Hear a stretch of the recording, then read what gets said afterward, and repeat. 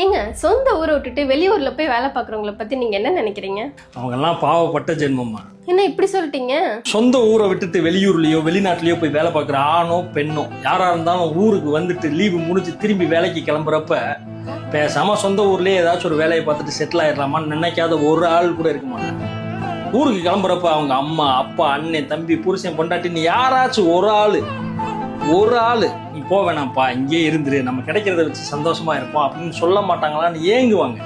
ஆனா அது வெறும் ஏக்கமா மட்டுமே.